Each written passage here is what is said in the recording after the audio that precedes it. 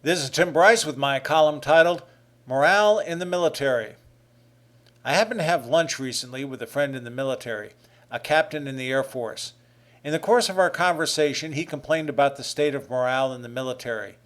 A few days later, I happened to talk with another military friend, a captain in the Army, who also spoke of the growing morale problems in his branch of the military.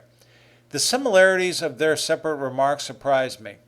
As captains, I look upon them as middle management in the military, charged with instructing their men under orders from their superiors.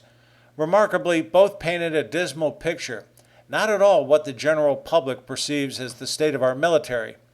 What I heard was a dog-eat-dog world where there is little teamwork or cooperation, a cover-your-ass mentality, and people bailing out of the service as opposed to making it a career.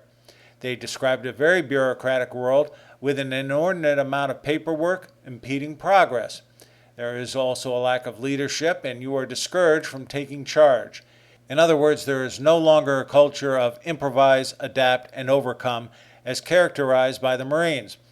Instead, it appears the military is suffering with a bad case of Theory X, a top-down autocratic form of management best characterized by the expression micromanagement. I was also told the millennials coming into the service are soft, as they feel entitled to promotions without having to earn it.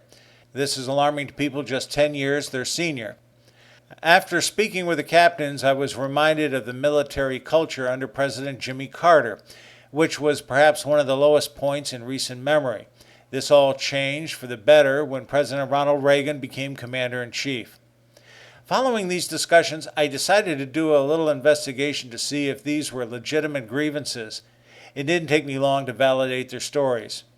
This past December, the Military Times ran a story titled America's Military, a Force Adrift, which described a worsening morale crisis. The Times surveyed 2,300 active duty troops and from this, quote, found morale indicators on the decline in nearly every aspect of military life. Troops report significantly lower overall job satisfaction, diminished respect for their superiors, and a declining interest in re-enlistment now compared to just 5 years ago. Today's service members say they feel underpaid, under-equipped, and underappreciated, the survey data showed, end quote.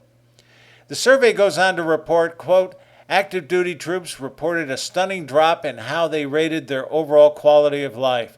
Just 56% call it good or excellent, down from 91% in 2009, end quote, all at the start of President Obama's administration. All of this follows years of deep cuts in the military and tens of thousands of troops pink-slipped. Unfortunately, most soldiers do not see the military getting better anytime soon, hence the growing disenchantment.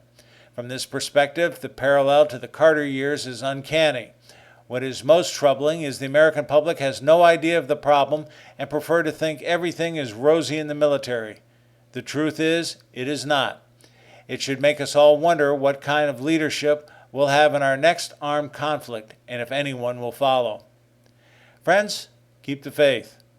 This is Tim Bryce in Palm Harbor, Florida. Follow me on the internet at timbryce.com.